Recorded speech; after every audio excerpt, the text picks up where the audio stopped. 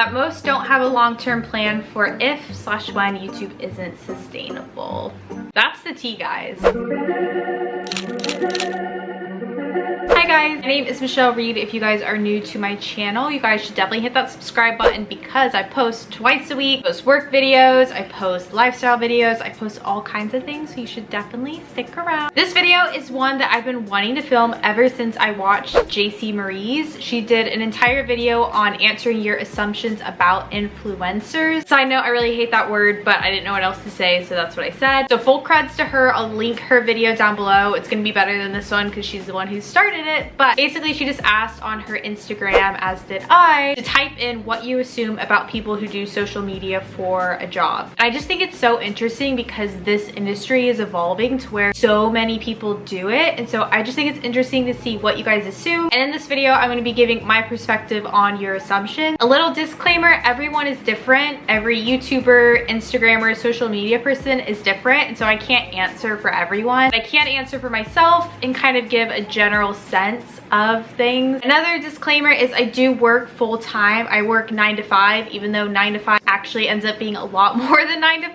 I feel like that is another assumption people have, and I'll talk about that more in this video. But I actually work in influencer marketing on the other side of things. I work for a creative agency that specializes in influencer marketing, so I am literally on both sides. So I just think that my perspective is a lot different, and I can really like talk a lot because I've just learned so much about it that I think it's interesting. So the first ones had to do with money, and they basically say you make a lot of money, don't make as much money as people may think. All influencers make a lot of money, you get paid pretty well but not frequently. So as far as money goes, everyone makes different amounts. I can just say that off the bat. It depends on how many brand deals that you do. It depends on how high your engagement rate is. So like say you have 100,000 followers on Instagram, but people don't really comment, people don't really like your photos that much, probably not going to make as much because your engagement rate is lower. And something that I think is interesting is YouTubers tend to have much higher engagement because their followers are actually like looking at their lives, responding, interacting more because their content is through video. So typically, this isn't always, but YouTubers will make more than say like bloggers or Instagrammers because they have higher engagement. That's not all the time, but I will say you can make a decent salary income and you can kind of decide how much you want to make. Obviously, if you do only brand deals, only sponsorships, you're probably not going to keep an audience because people are going to get really annoyed really fast. I think sometimes people think that we make a lot more on social media than we do. Sometimes people don't ask for as much money as they could be getting. You definitely make most of your money off sponsored posts as opposed to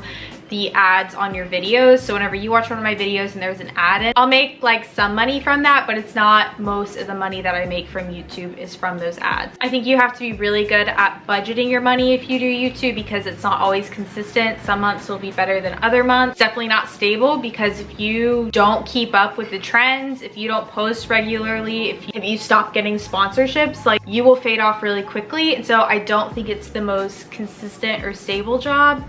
And I think a lot of people like to pretend like it is because you can make a lot of money really fast, but it's not necessarily in like the aggregate the best plan. They don't actually use the products they promote. Obviously this varies based off of people. I will say for me personally, I do not accept any brand deals that I would never use things myself. I've gotten so many offers to do things with like fit tees, with subscription boxes. I don't know, just like so many different things that when I see it, I'm like, I would never ever use this. It's funny because whenever I tell companies that like, hey, this isn't something that's very on brand for me, I wouldn't use this, they're still pretty persistent in being like, why? Like, why does this not fit into your brand? Can you make it fit into your brand? And sometimes it's kind of shady because it's like, I just don't want to promote something that I don't already use often. I could see a lot of people promoting things that they don't actually use, but obviously this varies according to the person. I'll say that I've gotten to the point where I can be very picky with my sponsorships because like I have that cushion and I do have a job on top of YouTube, so I am not ever going to promote something that I don't actually use. That most don't have a long-term plan for if/when YouTube isn't sustainable. That's the tea, guys. That is honestly the tea. And I can say that this I think is pretty accurate. I feel like a lot of people talk about like expanding into different platforms or verticals or growing their business and making it sustainable, but I still think at the end of the day, you're relying off an audience that's on social media.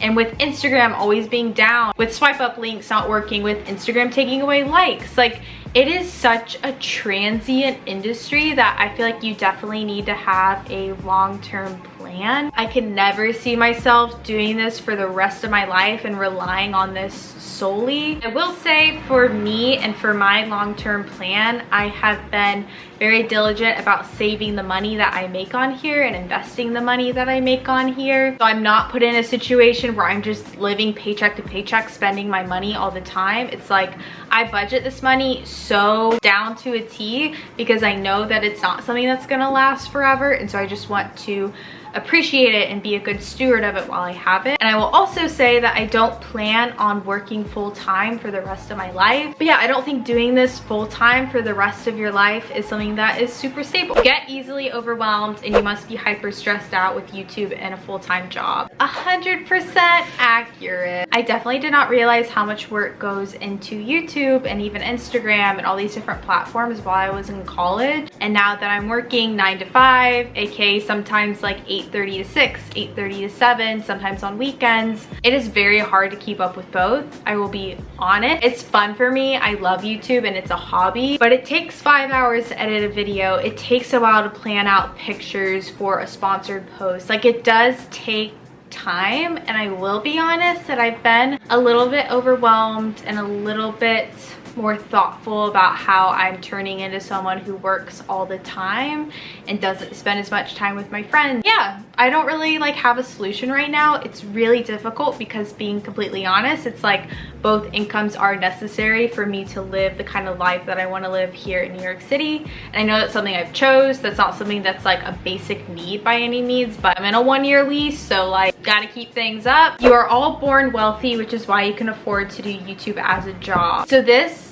again varies. Like I cannot say that everyone is born super wealthy, they can do this full time. I will say for me personally, I know that where I'm at in life is a place that I'm very grateful for. I know it's a place that not everyone is in. I will say I was not born into a family that was uber wealthy. I did have more than a lot of people have, so I'm not gonna like sit here and act like I started from the bottom and that I'm here.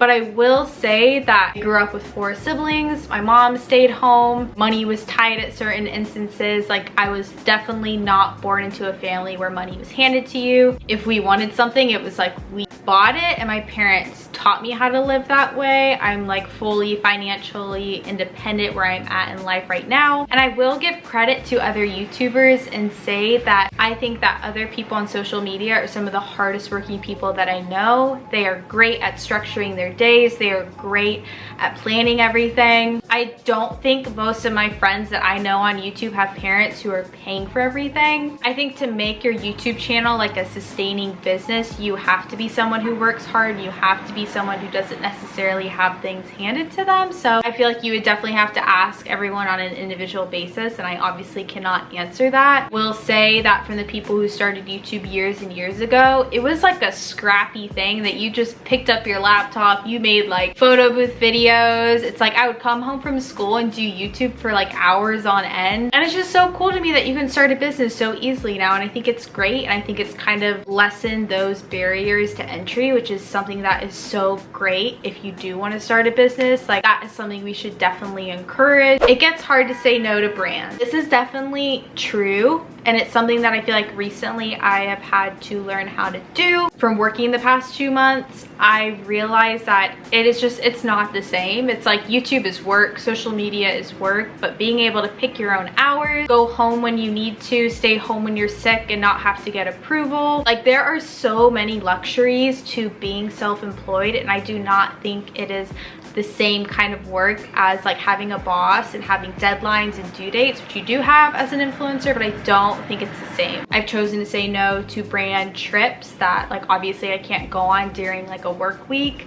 I've had to say no to opportunities just because it's like the turnaround is so quick for when they need posts to go up, and I just don't have the time. So I think I have learned how to say no, but it's been making me a lot more humble and kind of showing me that it's okay to say no to things that may seem really like beautiful, and that it really strengthens your character because you learn that those things are just material things in the end. And so it's been really good for me. Difficulty separating work life from real life because documenting their life is their job. This is definitely true, like so entirely true. And it's something that I am learning, especially now, that you do have to put up boundaries with your friendships, with your relationships, with like your work life. There are just so many things that you have to be careful about, because while I do want to be vulnerable, I do want to be open, I want to share my life and be so open, it can be hard whenever you know everyone's watching something and everyone's going to see it and everyone has a different perspective. They'll twist it, take it another way, and so it can be hard. They don't realize how they make a lot of people feel insecure. I read this one and it honestly just made me really, really sad. Like the thought of someone watching something that I put up or looking at an Instagram photo that I posted and like feeling insecure just makes my heart hurt so much, because that's the opposite of what I want my stuff to mean to other people. I know those people that I watch on YouTube when I just feel so inspired. I feel like a sense of rest, like I can just watch it and relax. I hope I never make anyone feel like that. We're all flawed people, and so we're gonna watch things and be jealous and feel insecure. I do that with people, and I'll find myself getting bitter about people where I'm just really jealous of them, and it's like, that's an issue with my heart, not an issue with the person who I'm watching. So there is like this weird fine line you have to balance, but you all work together to boost each other and help each other get to your position. I think that this is probably true for a lot of people, and then probably not true for a lot of people. I will say, since moving to New York, I have found how selective people are here with like their friends. I told this story on my blog channel back in the day, but there's one time when I went to an event with like a really popular brand, and it was a very intimate event. And so I was introducing myself to this other, I think she was a blogger, not gonna say her name, but I literally stuck out my hand. I was like, hi, like my name is Michelle Reed. And she literally like looked at my hand and was like, hi, and didn't say her name. And I remember in that moment, I just felt so uncomfortable. But the reality is that a lot of people don't want to help each other out. They don't want to work with other people, and that is totally cool. But I think sometimes you stop treating people as real people whenever you get a following, because you're so warped with people enjoying what you post. But I will say, all of my friends that I know on YouTube and Instagram are so eager to help everyone out. They're so eager to be transparent about things and to collaborate and post with each other, not just like to help people, but just because we're friends. And I think that's something that's really special, and I really like all, I don't know, the friends I met through the internet. It's uncomfortable meeting viewers in public. This is definitely not true at all. I love meeting my subscribers. I have gotten like breakfast with my subscribers that I've met here, and I honestly, I say this, I say hey friends in my videos, but I do genuinely think that everyone who watches like my videos are my friends. I find that I attract a certain kind of person that I would actually like to be friends with, and so I love meeting people. It makes my day, I just love it. It's so much fun. I will say, one time I had someone DM me a photo of me that they took, and then they didn't come up to me, and to me that was kind of creepy. But besides that, I've only ever had really positive experiences. You get bored of your own content quite quickly. This is also definitely very, very true, and I think that this is true because now YouTube really rewards people who post really often. And when you're posting 2 videos a week and people really like vlogs, like obviously your content's going to get repetitive. So I feel like this is kind of inevitable, but at the same time, I have loved watching people who have posted the same kinds of things for years on end, but I still feel like I'm growing up with them, and so I like them. So I don't know, always having to go out and take pictures of yourself and keeping up with content is tiring. This is very true.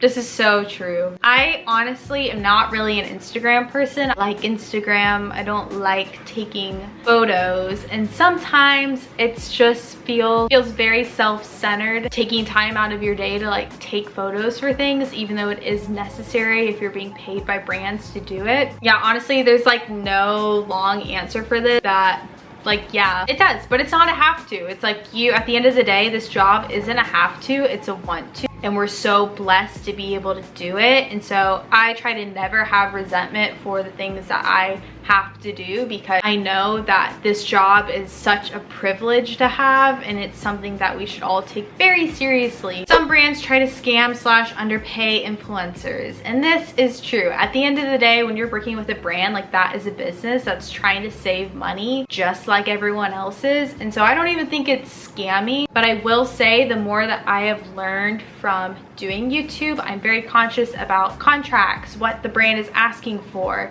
Like, hey, they're asking for this thing that's gonna make them X amount of money. They should be paying me X percentage of that. You know, it's like you do learn things. I don't think it is brands trying to scam. I think it's them just trying to save money because they do have budget. But at the same time, you are a person.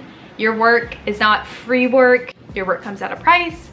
So I always encourage people to push back and always make money off the things that they do. How are YouTubers supposed to have insurance and stuff? You have to pay for self-employed insurance, which is really expensive. And that is one joy about having a job, is being able to have benefits. But I will say, if you are self-employed, you do have to pay for it. It doesn't come through like YouTube or a brand you work with. It's something that you have to pay for. You have to do your own 401k, and those things are really expensive. And also, self-employed taxes are also really expensive too. So these are things that you may think YouTubers make so much money, influencers make so much money, but those little things do add up. Are you scared you won't get a sponsorship and won't make rent 1 month? I don't really think this is how it really works. I can see how it does look that way. I will say I have not been worried about not getting sponsorships. The Lord has blessed me very well to where I have enough opportunities to where I can like save money and make money and support myself, and it feels really great, and I'm so grateful for it. But I also do have my job, and I will say that is really nice after being self-employed for so long. Knowing that you're going to make X amount of money every 2 weeks, every month is a luxury too, and it's something that I appreciate as well. So I don't worry about not being able to make rent, because I know that at the end of the day I do have my salary too. But even if I was doing YouTube full-time, I also would not be worried, because the thing is, even if you don't get a sponsorship 1 month, you usually get paid net 60 days, net 45 days sometimes, net 90 days sometimes from when you do the sponsorship. It's not like, hey, I posted this Instagram photo today and then I get paid X amount of money today. That rarely happens unless it is not a very large amount of money. Otherwise, you do have to wait 60, 45 days or 90 days, and so you kind of know what you're going to be making in the future. It's not just like, I need to pick up the sponsorship and get paid tomorrow to pay rent. Like, it doesn't really work like that. And the last question I think is an important one, and it's that you're actually self-conscious about your job as an influencer. And I can say that I can't talk for other people, but for me, I was